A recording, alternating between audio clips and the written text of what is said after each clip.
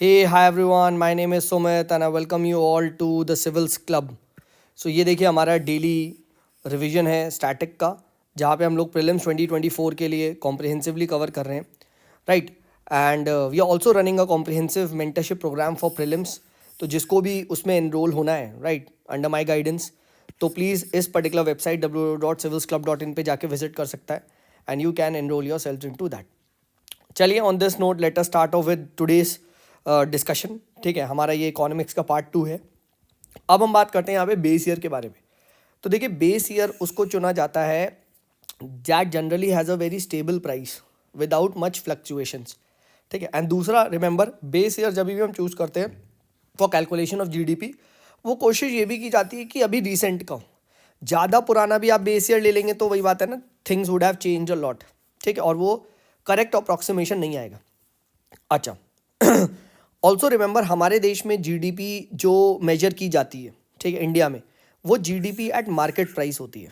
ठीक है, that is GDP at market price, please note this. ठीक है, अच्छा, फिर उसके बाद करते हैं नेशनल इनकम अकाउंटिंग इंडिया में कौन करता है। तो that is done by CSO, जो कि अब एनएसओ बन चुका है। ठीक है, राइट, एनएसओ बन चुका है ये, please remember this, national statistical office. And कौन सी मिनिस्ट्री के अंदर आता है, तो ये आता है आपकी ना ministry of statistic and programme implementation. ठीक है, मॉस्पी के अंदर ही आता है। ठीक है, तो प्लीज़ रिमेंबर दिस, मॉस्पी के अंदर ही आता है। ठीक है, एंड इंडिया की देखिए जीडीपी जो है वो क्वार्टरली कैलकुलेट भी की जाती है और एनुअली भी कैलकुलेट की जाती है। ठीक है ना। अब एक चीज़ जहाँ पे मेंस में क्वेश्चन आ चुका है कि 2015 में क्या क्या चेंजेस हुए हमारी जीडीपी के कैलकुलेशन में। ठीक है, तो पहला था कि ये डिसाइड हुआ कि जो हमारी जीडीपी होगी वो GDP at market price calculate की जाएगी, फर्स्ट चेंज। दूसरा, जो ग्रॉस वैल्यू एडेड है फ्रॉम डिफरेंट डिफरेंट सेक्टर्स जो आता है, ठीक है, दैट वुड यू कैन से be calculated at basic price. ठीक है, ये चीज़ होगी। एंड थर्ड जो था मेजर चीज़, जो बेस ईयर था 2004-05 से 2011-12 किया गया था। ये ना मेंस में पूछा गया था 2021 के मेंस में ना, ये क्वेश्चन आ चुका है। ठीक है, 21 या 20 के मेंस में कि what were the changes done in the you can से जीडीपी कैलकुलेशन पैरामीटर्स इन 2015। अच्छा, अब हम बात करते हैं कि जीवीए और जीडीपी के बीच में रिलेशन क्या है, कभी आ जाए तो हम कैसे करेंगे। तो बहुत सिंपल है, GDP at market price is GVA eight basic price plus product की टैक्सेस माइनस प्रोडक्ट की सब्सिडीज। ठीक है, this is what is you can से the relationship between GDP and GVA. ठीक है, जीडीपी एट मार्केट प्राइस, फिर से बोल देता हूँ, is GVA eight basic price plus product taxes minus product subsidies. ठीक है, ये चीज़ यहाँ पे करी जाती है। ठीक है, एंड ऑलवेज रिमेंबर जीवीए से हम सेक्टर स्पेसिफिक कैलकुलेशंस करते हैं फॉर द जीडीपी। ठीक है, तो कहीं पूछ लिया जाए तो ये आपको यहाँ पे पता होना चाहिए। ठीक है, फाइन, ऑलराइट। नेक्स्ट हम बात करते हैं ना, इंडिया में पुअर्स की जो काउंटिंग है वो कैसे की जाती है। तो सबसे पहले बनी आपकी अलग कमेटी। ठीक है, अलग कमेटी बनती है। अब ये अलग कमेटी 1979 में what does it do is that, इसने बोला कि भैया हम लोग पॉवर्टी को कैलकुलेट करेंगे हाउ मच पीपल ईट, यानी इसने सिंपली निकाली बेस्ड अपॉन कैलोरीज। सिंपल, कि एक स्पेसिफिक कैलोरी डिसाइड कर लेते हैं। लेट अस से इन्होंने बोला कि भैया 2100 calories for urban and 2400 calories for let us से रूरल। ठीक है, एंड इसके बेस पे इन्होंने डिसाइड कर लिया कि भैया कौन कौन लोग आपके पुअर आते हैं नहीं। तो बेसिकली ये आपकी कैलोरी के बेसिस पे थी। ठीक है, यहाँ कोई न्यूट्रिएंट्स वगैरह कुछ नहीं थे, सिर्फ कैलोरीज के बेसिस पे थी। तो अलग ए सी, ऑलवेज रिमेंबर ए सी मतलब क्या, सिंपली कैलोरीज के बेस पे आपने कैलकुलेट कर लिया। देन आती है आपकी यहाँ पे लकड़ा वाला कमेटी, ये बनती है आपकी 1993 में। लकड़ा वाला कमेटी क्या बोलती है कि भैया हमें स्टेट स्पेसिफिक पॉवर्टी लाइंस लानी है। ठीक है, एंड इन्होंने सीपीआई आपके इंडस्ट्रियल वर्कर, ठीक है, सीपीआई एग्रीकल्चर लेबर, इनके डेटा को यूज़ किया एंड इन्होंने आगे बढ़े एंड इन्होंने हेल्थ एजुकेशन, ठीक है, इसका भी इन्होंने कैलकुलेट करना स्टार्ट करा। ठीक है, जो कि शुरू में अलग कमेटी द्वारा ये मिस किया गया था। ठीक है, तो उन्होंने कहा नहीं, अब हम जो पॉवर्टी लाइन लाएंगे, ठीक है, लकड़ा वाले ने।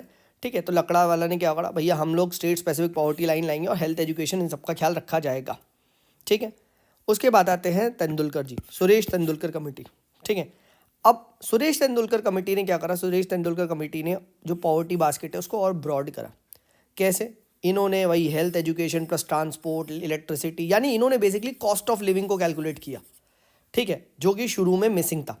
ठीक है, तो और इन्होंने क्या करा, इन्होंने एक यूनिफॉर्म पॉवर्टी लाइन लाई। अब मैं कैसे याद रखता हूँ, ठीक है, मैं याद रखता हूँ कि भैया सचिन तेंदुलकर का फॉर्म यूनिफॉर्म होता है, हाँ है ना, चाहे उसे कोई भी गेम खिलवा लो, हर मैच में इट इज़ एक्सपेक्टेड वो एक जैसा खेलेगा और सेंचुरी मारेगा, ठीक है, जो कि है, ठीक है। तो यही चीज़ यहाँ पे भी है, ठीक है। तो इन्होंने क्या करा, कॉस्ट ऑफ लिविंग कैलकुलेट करा, सिर्फ कैलोरीज के बेस पे नहीं। एंड दूसरा, इन्होंने बोला कि भैया हम यूनिफॉर्म पॉवर्टी लाइन लाएंगे for urban and rural areas, ठीक है। एंड यहाँ पे इन्होंने क्या देखा ना, इन्होंने सिर्फ ओनली कैलोरीज को कैलकुलेट करा प्लस अदर चीज़ों पे कैलकुलेट करा, ठीक है, जो इन्होंने आपका यूनिफॉर्म पॉवर्टी लाइन के लिए, मतलब खाने में कैलोरी, ठीक है, प्लस उसके बाद क्या है, हेल्थ, एजुकेशन, ट्रांसपोर्ट, इलेक्ट्रिसिटी, ये सब करके, ठीक है। And this is what they did, ठीक है, एक यूनिफॉर्म पॉवर्टी लाइन लाने की कोशिश करी इन्होंने, ठीक है। एंड इनके हिसाब से 22% ऑफ द यू कैन से पीपल, ठीक है, वर बिलो द पॉवर्टी लाइन, ठीक है। ऑल राइट, नेक्स्ट हम बात करते हैं, इसके बाद आती है रंगाराजन कमेटी। अब रंगाराजन जब कमेटी आती है, ठीक है, तो रंगाराजन कमेटी ने फिर से क्या करती है, it separates the basket for rural and urban areas, ठीक है, and it again dealing the urban and rural poverty lines, ठीक है, राइट। एंड इन्होंने क्या करा, इन्होंने न्यूट्रिएंट्स वगैरह भी ऐड करे कि भैया सिर्फ कैलोरी ही नहीं, प्रोटीन, फैट, ये भी देखना है। और इनके हिसाब से 29% of the people were under the below poverty line, ठीक है। एक 2016 में अरविंद पनेगरिया टास्क फोर्स भी बनी, ठीक है, एंड बट उसकी रिपोर्ट अभी पब्लिक नहीं है, ठीक है। अब आपको मुझे नीचे कमेंट सेक्शन में बताना है, अरविंद पनेगरिया, ठीक है, अभी किसी चीज़ के चेयरमैन बने, बहुत फेमस, ठीक है, राइट, किसके वो चेयरमैन बने, ठीक है, मुझे आपको बताना है, ठीक है, राइट। तो 4 है, प्लीज़ रिमेंबर, इसकी ट्रिक क्या है, ALTR। ALTR क्या होता है, बहुत सिंपल है, सबसे पहले अलग कमेटी आती है, फिर आती है आपकी लकड़ा वाला कमेटी, फिर आती है तेंदुलकर, और फिर आती है रंगाराजन, ठीक है। तो ये 4 कमेटी है, प्लीज़ रिमेंबर सबने क्या क्या बोला, कैसे बोला, ठीक है। एक ने सबसे पहले कैलोरीज पे बात करी, ठीक है, लकड़ा वाला ने आपकी स्टेट स्पेसिफिक पॉवर्टी लाइंस की बात करी, हेल्थ एजुकेशन की बात करी, सचिन तेंदुलकर कमेटी, सुरेश तेंदुलकर कमेटी ने यूनिफॉर्मिटी की बात करी, इन्होंने कॉस्ट ऑफ लिविंग की बात करी, ठीक है। एंड फाइनली रंगाराजन ने बोला नहीं, दोबारा सेपरेट पे आओ, ठीक है। एंड उसके बाद इन्होंने थोड़ा सा कैलोरी वगैरह के साथ प्रोटीन, फैट और ये सब भी डाल दिया, न्यूट्रिएंट्स वगैरह सब डाल के बढ़िया इन्होंने बात करी, ठीक है। ऑल राइट, नेक्स्ट हम बात करते हैं ना थोड़ा प्लानिंग के बारे में। तो देखिए, प्लानिंग यहाँ पे ना 2 टाइप से डिवाइड होती है, एक होती है इम्पेरेटिव प्लानिंग, एक होती है इंडिकेटिव। अब इम्पेरेटिव बेसिकली क्या होता है ना, द वर्ड इम्पेरेटिव का मतलब होता है कंपल्सरी। कंपल्सरी मतलब स्टेट विल कंट्रोल, ठीक है, स्टेट तुमको प्लान्स देगा, और ये generally socialist and communist countries में फॉलो किया जाता है, ठीक है, राइट। तो सोशलिस्ट कंट्रीज, कम्युनिस्ट कंट्रीज, वहाँ पे आपको ना इम्पेरेटिव प्लानिंग दिखाई देगी, कंपल्शन है, ठीक है, ये ध्यान रखना। अच्छा, सोशलिस्ट एंड कम्युनिस्ट में अंतर क्या है, सोशलिस्ट प्लानिंग में क्या होता है ना, सोशलिस्ट प्लानिंग में भी all the economic decisions are centralised, communist में भी all the decisions are centralised, but जो लेबर होता है ना सोशलिस्ट में, ठीक है, वो क्या होता है, ठीक है, वो फ्री होता है, ठीक है, सोशलिस्ट में, ये ध्यान रखना। कम्युनिस्ट में ये भी कंट्रोल आपका स्टेट करता है, ठीक है। अच्छा, फिर हमने बात कर ली कम्युनिस्ट में आपका क्या होता है, लेबर भी कंट्रोल होता है, ये हमने बात कर लिया था। अच्छा, फिर उसके बाद क्या है यहाँ पे, दैट कैरेक्टरिस्टिक्स क्या है इम्पेरेटिव प्लानिंग की, वही बात है, स्टेट विल कंट्रोल एवरीथिंग, सारा कुछ स्टेट डिसाइड करेगा क्या प्रोड्यूस करना है, कैसे प्रोड्यूस करना है, ठीक है, ये सब चीज़ें। And there is almost zero role of the market, market का कोई जीरो, यहाँ पे ऑलमोस्ट जीरो रोल होता है, कोई प्राइवेट पार्टिसिपेशन नहीं होता इकोनॉमी का, ठीक है, अगर कुछ है भी वो भी सारा कुछ स्टेट कंट्रोल्ड है, ठीक है। This is what imperative planning is. Next आता है इंडिकेटिव प्लानिंग।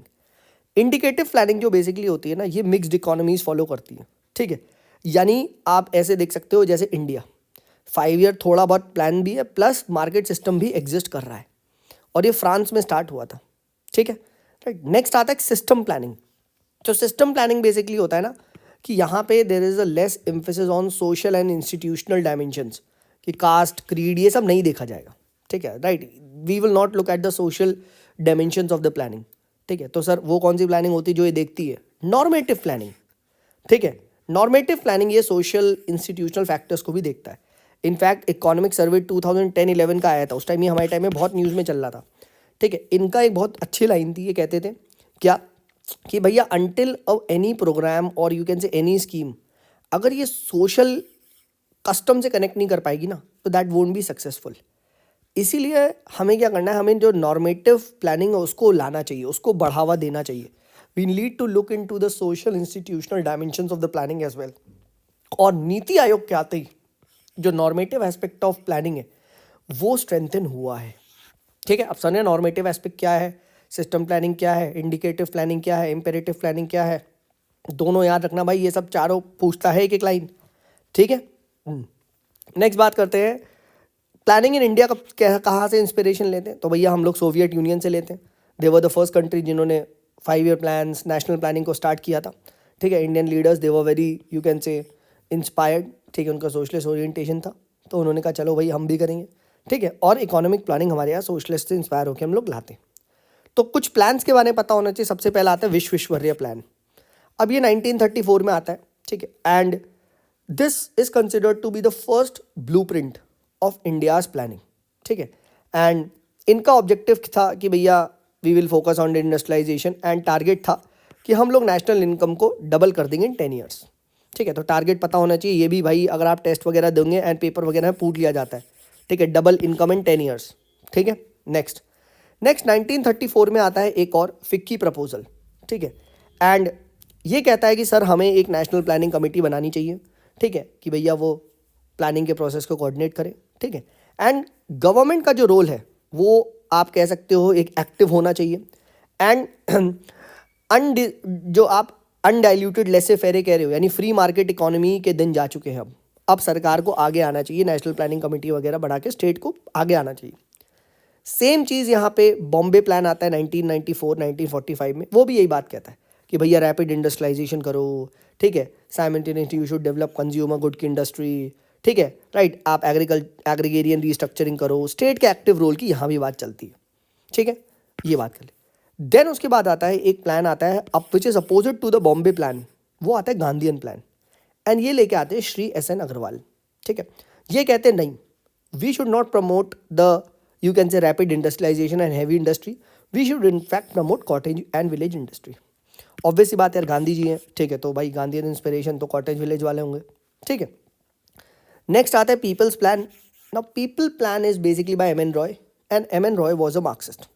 ठीक है, एंड इनका मानना था कि भैया हमें ऐसी प्लानिंग करनी चाहिए that we should provide the people with basic necessities of the life.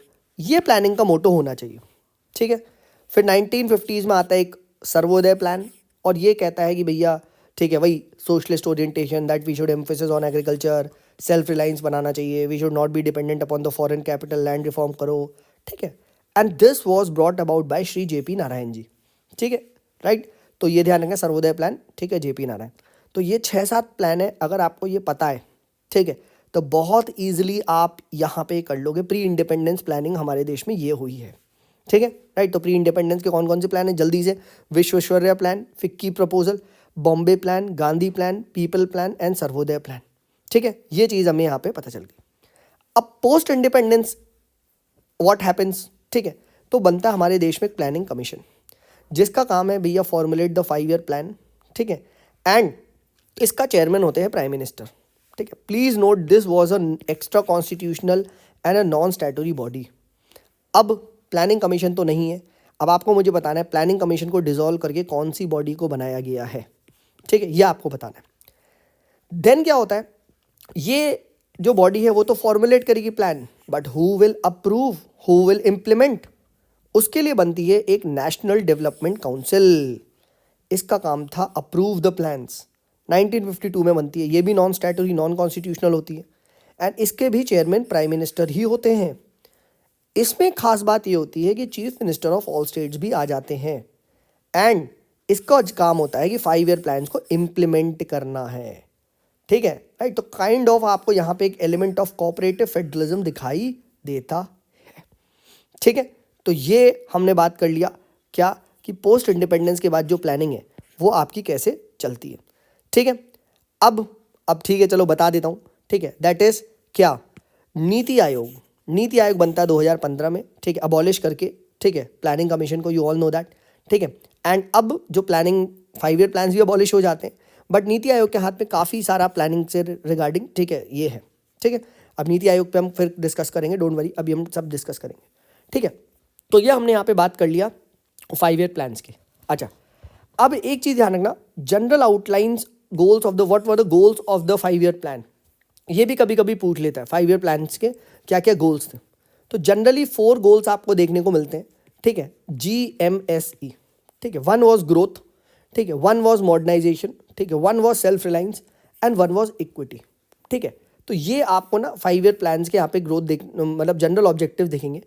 हर एक 5 ईयर प्लान का अलग अलग ऑब्जेक्टिव भी था, ठीक है। वो हम अब टाइम के साथ अभी नेक्स्ट हम जब डिस्कस करेंगे यहाँ पे outlines of the 5 year plan next वाली में, तो हम वहाँ पे हर प्लान का देखेंगे, ठीक है, कि हर प्लान में क्या क्या डिफरेंट था, ठीक है। तो ये हमने बात कर लिया आपका जो इकोनॉमिक्स का पार्ट 2 है, ठीक है। जिसको भी फिर से बता दूँ, right, please do connect with me on civilsclub.in, ठीक है। एंड ऑल्सो गाइज, ठीक है, please don't forget to share this with your friends, ठीक है। लाइक करो यार वीडियो को, ठीक है। इट इंस्पायर्स मी कि हाँ भाई कोई वीडियो देख रहा है तो मुझे बनाना चाहिए, ठीक है।